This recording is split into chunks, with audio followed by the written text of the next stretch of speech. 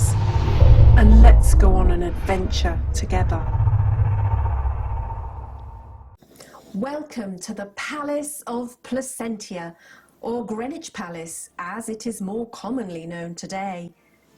Indeed, here, upon this spot, once stood one of the most celebrated palaces of the Tudor age. It was the scene of the birth of 3 Tudor monarchs, the future Henry VIII, Mary I, and Elizabeth I. The old manor of Plaisance, which had originally been built by Duke Humphrey of Gloucester, was demolished by our illustrious late King Henry VII at the turn of the 16th century in 1501, and in its place a fine red brick palace rose up on the southern banks of the Thames, close to the village of Greenwich. The palace was innovative in its day, being built of brick rather than stone, and unlike much earlier medieval houses, it had no moat, for this was not a place to be defended, my friends, but to be enjoyed by the monarch and his or her family and court. Several notable events of our Lord Henry VIII's reign took place here at Greenwich, including the christening of Princess Mary in 1516, the birth of Princess Elizabeth in September 1533, Anne Boleyn's arrest in 1536, and indeed the marriage of My Lady of Cleves in January 1540. Yet as the king's reign progressed, the court increasingly moved westwards, favouring the likes of Hampton Court and Whitehall, and the new palaces that were built by Henry himself, such as Oaklands. So, time travellers, we begin our tour of Greenwich Palace here, on the wharf next to the River Thames. Out on the river, swans glide by, the water laps against the jetty, and the gentle river breeze brushes lightly against your face. In front of you is the northern facade of the King's Lodgings, which overlooks the river. These lodgings comprise of the King's privy chambers to your right at the end of the lodging, the King's Lodgings directly in front of you, including the magnificent 5-storey donjon containing the King's privy bedchamber, library and study, which are here in the centre of the range, and then at the end of the range, the Chapel Royal. But now let's enter through the palace, in through one of the main gateways, which is sited underneath the King's donjon or tower, which itself projects out over the wharf. Let's head underneath this structure, and as we do so, make sure to look up, for you will see the vaulted ceiling decorated with the initials H.A. for Henry and Anne, picked out in gold. Through the arched entrance, we pass into a large inner courtyard, and directly in front of you, the path leads across the courtyard in a north-south direction. It is bisected by another running east to west. As you enter the courtyard, the first thing you hear is the sound of a woman's voice.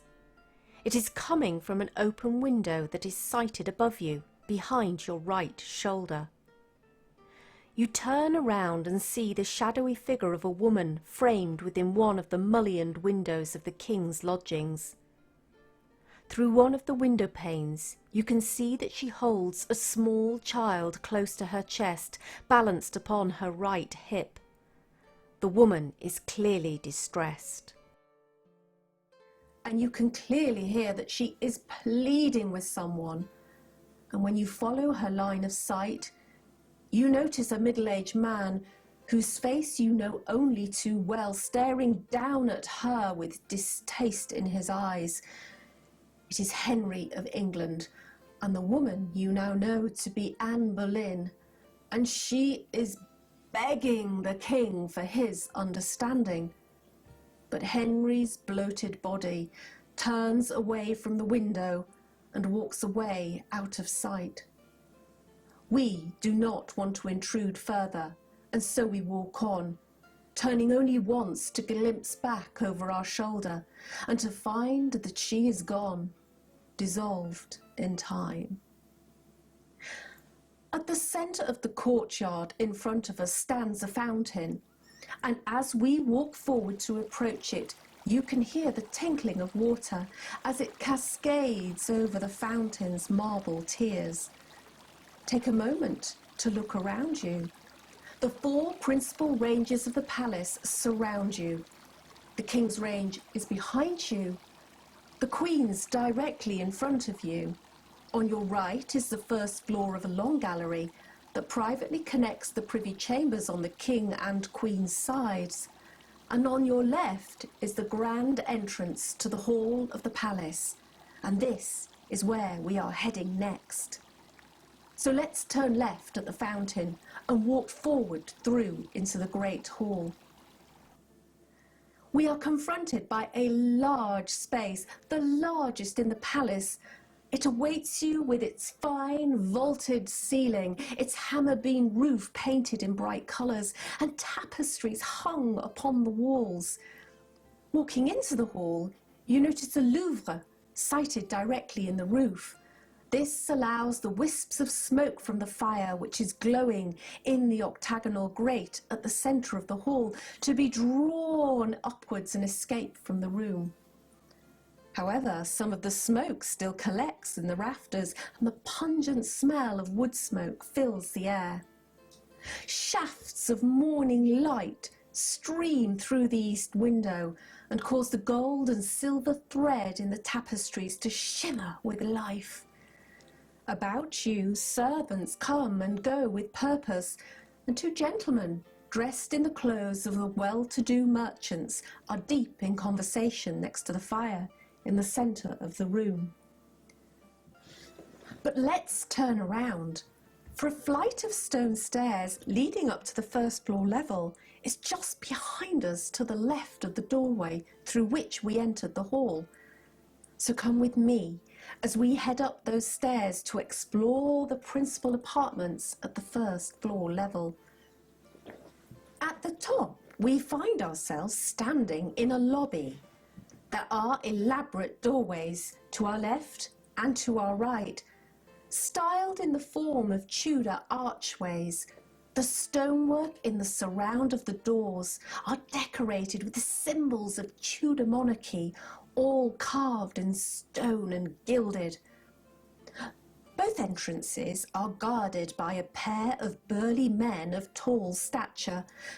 They stand motionless on either side of the doorway, holding halberds by their sides and wearing the distinctive red and black colours of the King's Guard. The doorway to your left leads to the Queen's watching chamber. However, we are going to go right and into another large chamber, the King's watching chamber. The room is busier than the Great Hall. More guards are spaced around its perimeter, while well-dressed men and women gather in pairs or small groups, talking animatedly or with their heads together, speaking in hushed tones. Like the Great Hall, the room is largely devoid of furniture, but a vividly painted frieze depicting religious scenes runs around the top third of the walls, and the remainder is hung with yet more beautiful tapestries. At the far end of this hall, another doorway beckons us. Passing the guards that stand silently keeping watch, we enter into another lobby. Ahead of us, a window looks out over the river to the open countryside beyond, on the north side of the palace. On your right are 2 further doorways, and to your left a third, with opulently decorated stone mouldings carved with motifs, badges and heraldry, gilded and painted with the same vivid blues and reds you have seen elsewhere in the palace. In a moment, We will pass through this doorway, for beyond lies the king's presence chamber. But for now, come with me into one of the doorways on your right. Here we find ourselves in the Queen's Holy Day closet, a room that is on a much smaller scale than those you have passed through so far. The walls are covered in wainscot panelling, and the moulded ceiling is decorated with gilded battens and painted Tudor roses. Move forward with me to peer through a latticed screen and look down upon the body of the chapel.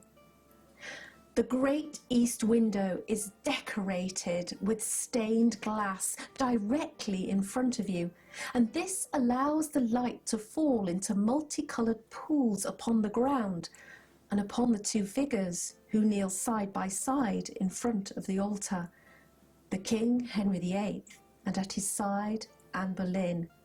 For you are witnessing the moment in which Anne is presented as Henry's wife and consort for the first time on Easter Eve. She is richly adorned with cloth of gold frieze and bedecked with sparkling jewels, her train cascading away behind her as the choir of the chapel sings a Te Deum in celebration. But we must move on and leave the empty Holy Day closet behind us, passing back across the lobby and now into the King's presence chamber directly opposite. An elegantly dressed nobleman, who seems vaguely familiar, enters after you, but he does not see you and takes no notice. But you notice how he immediately takes off his cap and bows to the empty throne, which occupies a raised position under an elaborately embroidered canopy of estate at the far end of the room. He walks with purpose towards a doorway guarded by two more guards to the left of the throne. They let him through, and we follow. As you go, be sure to enjoy the lovely views from the range of windows on your right over the Thames. The floor beneath your feet is tiled in checkerboard style and is strewn with rushes. The walls are covered in yet more panelling, this time elaborately carved in the grotesque style with highlights picked out in gold. And as we walk together towards the far end, you admire a large cupboard displaying numerous items of gold plate, an ostentatious display of the King's wealth. Now follow me past this next set of guards into a narrow corridor. On your left is a spiral stone staircase which goes down to the King's privy wardrobe. Each morning, the King's clothes are brought up this very staircase and handed to a gentleman of the King's privy chamber, who will take them to the King and help him dress for the day. On your right, behind a wall, is in fact the King's privy chapel.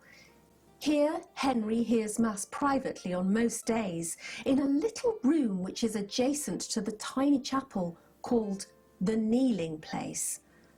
The door into this room can be found in the next chamber directly ahead of us and at the end of this narrow corridor.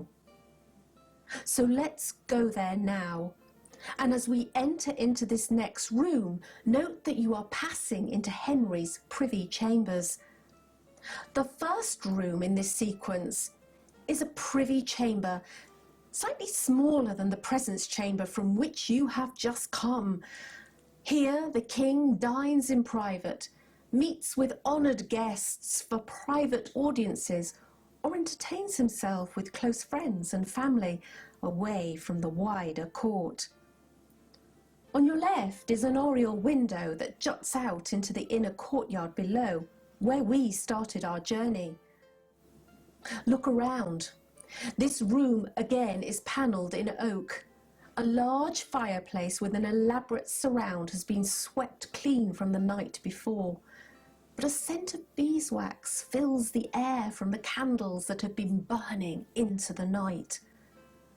A table occupies the centre of the room, Upon it, and also nearby on a sideboard, are items of gold and silver gilt, plates, candlesticks, and other decorative items, while a timepiece hangs upon the wall and fills the silence with its incessant, rhythmical tick-tock, tick-tock. But the man you followed into the room, you notice, has gone. So let me take you beyond too, into Henry's state bedchamber, where a huge bed dominates the room. But this room too is empty. However, on your right is another doorway. Its narrow frame leads us into the donjon or tower, the tallest part of the palace, and also, my friends, the most private. Let's go up the spiral staircase to one of the upper floors so that we may visit the King's library. Well, this is a rare place indeed, to have a library full of books, many of them illustrated manuscripts written by the scribe's hand and illuminated by intricate drawings in shimmering gold and exquisite colours. You notice each book is of various sizes, bound with rich fabrics, often velvets of differing colours, or richly embroidered in gold or silver thread, emblazoned with monograms and more symbols of heraldry. Gold and silver clasps bind them shut, and they are displayed not spine facing outwards. Oh no, they are laid flat upon the shelves, works of art in and of themselves. In the room, in two of the corners, are octagonal windows which jut out from the tower, and if you go and stand in one of them, the one to your left, and look westwards, you will see the tall sailing ships, half built, anchored in the King's shipyard at Deptford, just upstream from Greenwich. Beyond that, in the far distance, is the skyline of the City of London, with the tall spire of the old St. Paul's clearly visible, along with the keep of the White Tower.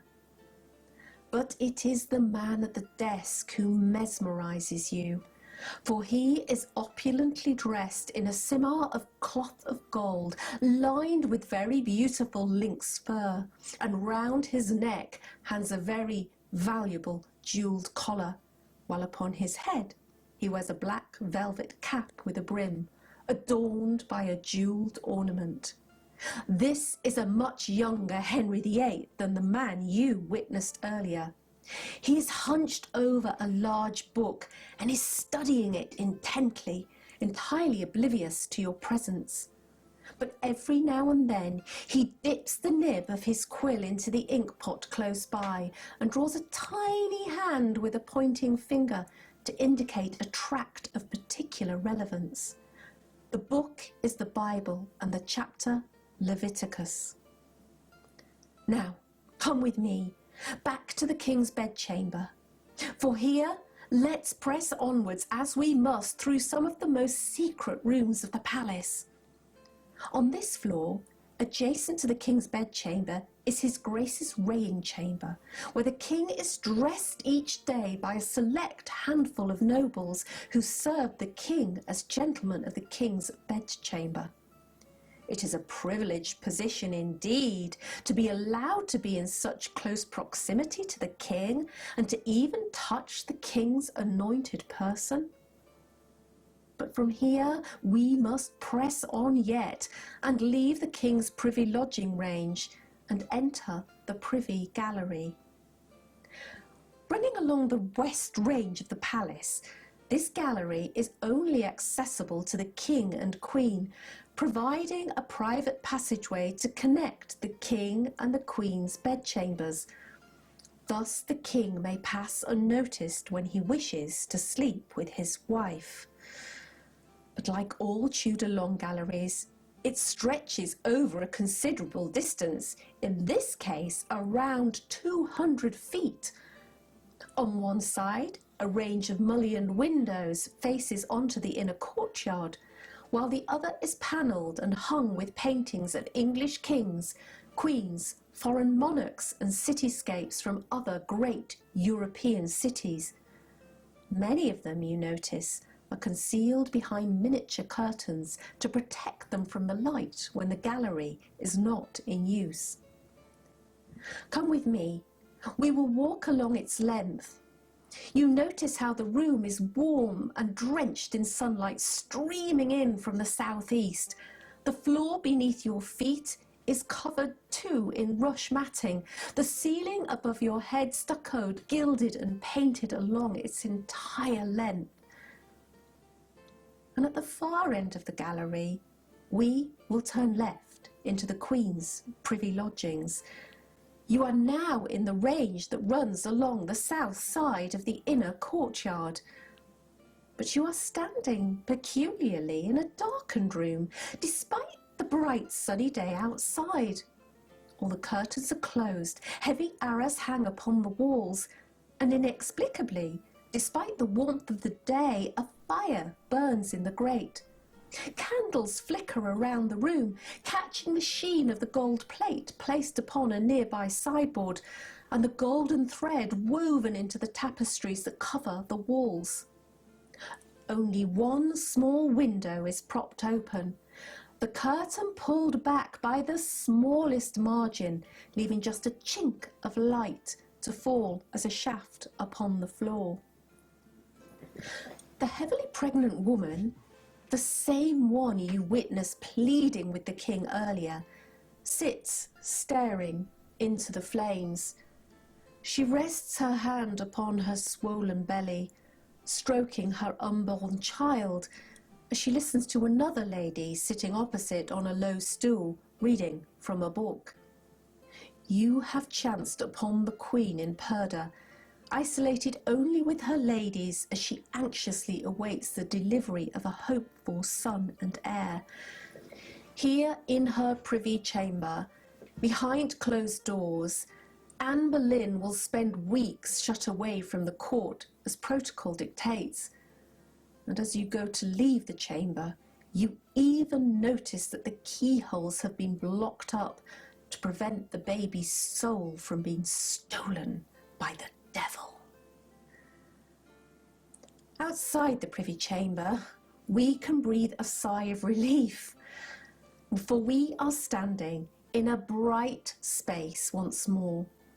Mullioned windows on either side of the room allow the light to flood in, giving views over the inner courtyard to your left, and to your right, glorious views over the pretty great garden, the Courtyard towers beyond, Greenwich Park, and Duke Humphrey's Tower that sits upon the pinnacle of the hill overlooking the palace. This is the Queen's presence chamber. It serves the same function as the King's, a formal place in which the Queen may dine or receive official visitors or hear petitions. It is in this very room that Anne Boleyn will dine before being taken under arrest by barge upstream to the Tower of London. But for now, her cloth of estate hangs above the Queen's throne, itself raised upon a dais which is covered with extremely expensive Turkey carpet. No one is allowed to stand on it except the King or Queen. Strangely though, you also notice that the room contains a great bed of estate. It is the symbol of the Queen's status. While above your head, the ceiling is decorated with bullions and buds set on white painted battens, while the hearths in front of the chimney breasts are inlaid with Seville tiles. Now, we have nearly walked the entire circuit of the palace. There is just one more room to go, and at the far end of this room, we pass through another ceremonial doorway, flanked by two more guards. We turn left again, and are now in the final chamber, the Queen's great watching chamber. In size, it is but a shade smaller than the King's and similarly decorated. It is a large, empty space used as a dining space for high-status officials of the Queen's household during the day, or sometimes for celebratory events. But on the whole, It is, as the name suggests, a place to watch and wait one's turn to catch an audience with the Queen. Our tour is now complete, my time-travelling friend. You have walked around all 4 of the principal ranges here at the Palace of Greenwich. Please take care, though, as you go down the staircase and into the Great Hall. The tide is due to turn shortly, so your barge will be ready to take you upstream toward our next destination, the Tower of London, and I will meet you there. God give you good speed, my friends, and until our next adventure, happy time travelling.